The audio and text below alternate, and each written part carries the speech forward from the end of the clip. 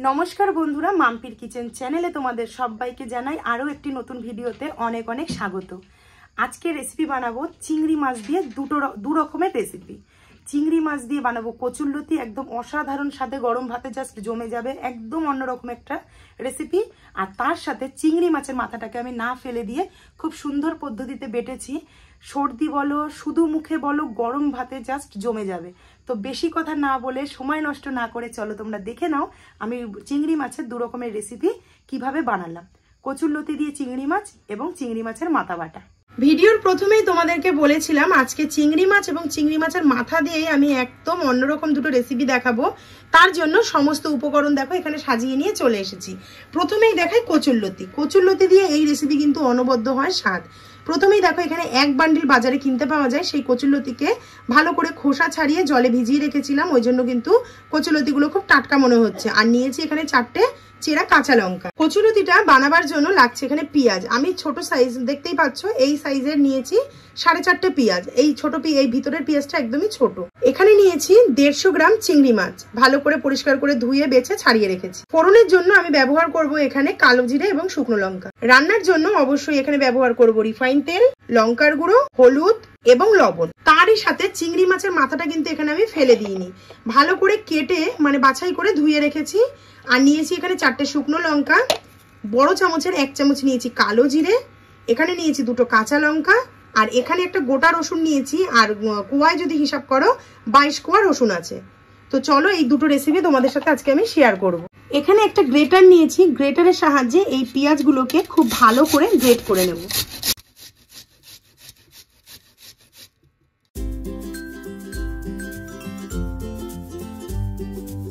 সমস্ত পেঁয়াজগুলো এখানে গ্রেট করা হয়ে গেছে। এবার চলো রান্নার প্রসেসে যাওয়া যাক। চিংড়ি মাছের মাথাটা প্রথমে বাটবার জন্য এখানে যে কালো জিরে নিয়েছিলাম 1 চামচ, সেটাকে গরম কড়াইয়ের মধ্যে দিয়ে খুব ভালো করে ভেজে তুলে নেব।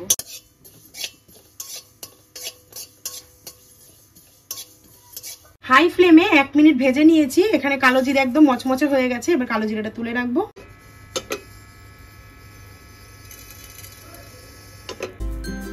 এরপর কড়াইয়ের মধ্যে দিয়ে দেবো একদম অল্প পরিমাণে রিফাইন্ড তেল। তেল গরম হয়ে গেছে, তেলের মধ্যে দিয়ে দেবো রসুন। হালকা লাল লাল করে ভেজে তুলে নেব।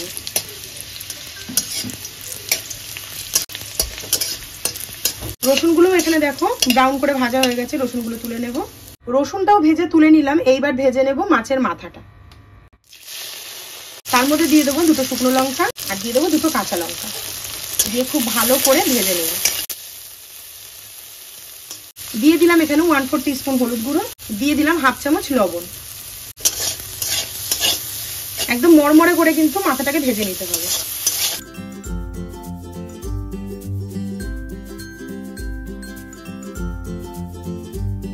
চিংড়ি মাছের মাথা এবং লঙ্কা একসাথে ভাজা হয়ে গেছে, সেটাকেও আমি ঢেলে নেব।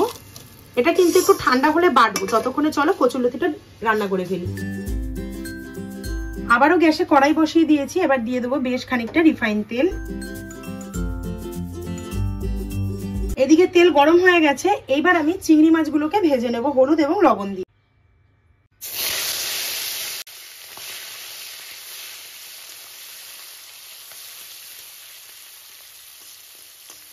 ছোট চামচের 1 চামচ দিয়ে দেবো লবণ, 1/2 চামচ দিয়ে দেবো হলুদ গুঁড়ো।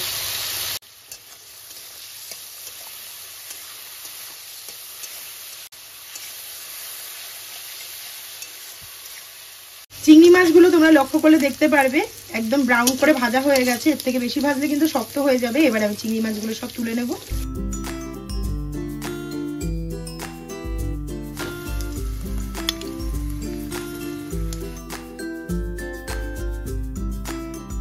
মাছ ভেজে তুলে নেওয়ার পর ওই অবশিষ্ট তেলেই ফোড়ন দিয়ে দেব 1/2 চামচ কালো জিরে এবং একটা ফেড়ে নেওয়া শুকনো লঙ্কা। এরপর দিয়ে দেব গ্রেটারের সাহায্যে গ্রেট করে রাখা পেঁয়াজ।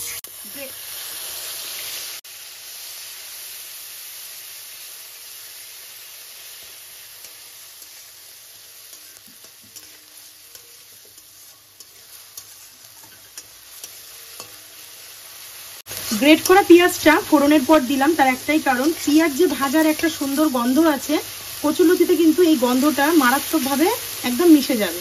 দেখো পেঁয়াজটা 30 সেকেন্ড মতো লো টু মিডিয়াম ফ্লেমে নাড়াচাড়া করে নিয়েছি, কমে এসেছে। এই পর্যায়ে আমি দিয়ে দেবো কেটে রাখা কচুরলতি এবং কাঁচা লঙ্কা। একদম ছোট চামচের লবণ দিয়ে দেবো 1 চামচ, হলুদও এখানে দিয়ে দিলাম আমি 1 চামচ। সমস্ত কচুরলতির সাথে পেঁয়াজটাকে এবার ভীষণ ভালোভাবে একদম মিশিয়ে নিতে হবে এবং ভাজা ভাজা করে ফেলতে হবে।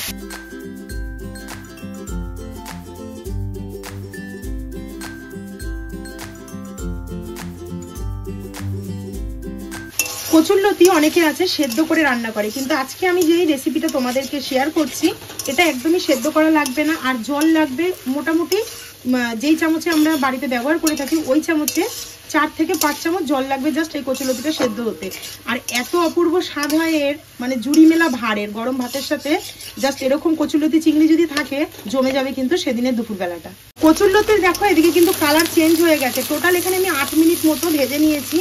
আর কত অল্প তেল দিয়েছি দেখো, কচুরলতি যখন ভাজা হয়ে যাবে তেল কিন্তু আপনি আপ ছেড়ে দেবে এই রান্নাটার থেকে। কচুরলতির যদি তোমরা এরকম কালার পছন্দ করো তোমরা কিন্তু এরকমই রাখতে পারো কাঁচা লঙ্কা দিয়ে। আমি এখানে একটু কাশ্মীরি লঙ্কার গুঁড়ো ব্যবহার করব যাতে কালারটা আরেকটু সুন্দর আসে। এখানে আমি 1/2 চামচ দিয়ে দিলাম কাশ্মীরি লঙ্কার গুঁড়ো দিয়ে এবার ভালোভাবে লঙ্কার গুঁড়োটা লো ফ্লেমে মিশিয়ে নেবো। হাই করলে কিন্তু লঙ্কার গুঁড়োটা পুড়ে যাবে।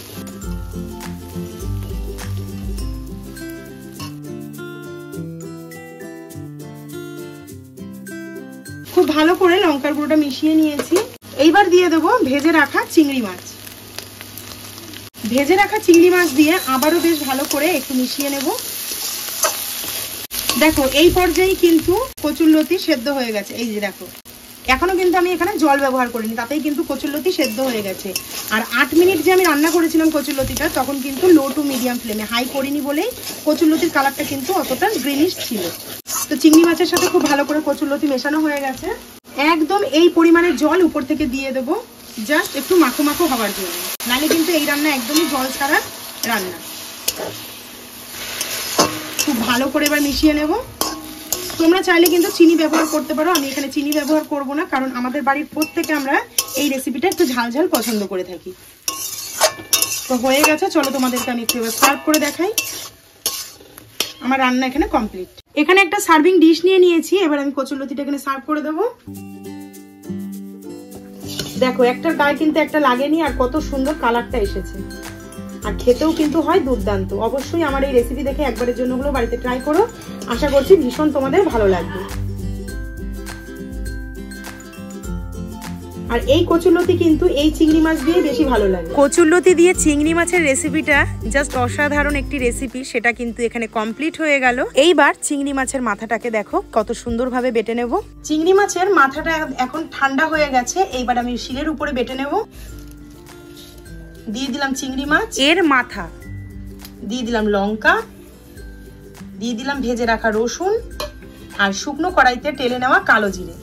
এই রেসিপিটার কিন্তু গুণও আছে, অনেকটা পরিমাণে গায়ের ব্যথাকে উপশম করে কিন্তু এই রেসিপি। এইবার জল ছাড়া কিন্তু এই বাটনাটা বাটতে হবে, বেটে নেবো সুন্দর করে। যেমনই ঝটপট হয় তেমনই কিন্তু খেতে দুর্দান্ত স্বাদ হয় এই রেসিপি। যারা যারা চিংড়ি মাছের মাথা বাটা খেয়েছো তারা তো অবশ্যই জানো, যারা না খেয়েছো আমার রেসিপি থেকে ঝটপট বাড়িতে একবার হলেও বানিয়ে খেয়ে দেখো, আশা করছি ভীষণই ভালো লাগবে।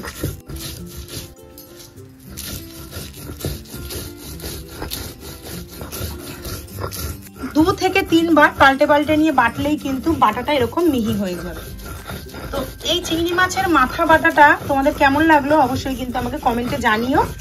আর এই সময়টায় সিজন চেঞ্জের সময় কিন্তু প্রত্যেকেরই ঠান্ডা লাগে কম বেশি, তো তখন এটা দিয়ে ভাত খেতে কিন্তু দুর্দান্ত লাগে, আর মাথা নাক দুটোই কিন্তু ছেড়ে যায়। তো রেডি হয়ে গেল এখানে চিংড়ি মাছের মাথা বাটা। দেখো জাস্ট দুর্দান্ত হয়েছে কিন্তু কালারটা। আজকের ভিডিওটা যদি ভালো লেগে থাকে অবশ্যই একটি করে লাইক কমেন্ট শেয়ার করে দিও। ফুল ভিডিওটা দেখার জন্য অসংখ্য ধন্যবাদ এবং অনেক অনেক ভালোবাসা। তো আজকের মতো ভিডিওটা এখানেই শেষ করছি। সবাই সুস্থ থেকো, ভালো থেকো। দেখা হচ্ছে খুব শিগগিরই নতুন একটি ভিডিওর সাথে। অবশ্যই চ্যানেলটি সাবস্ক্রাইব করে নিও। আজকের মতো টাটা।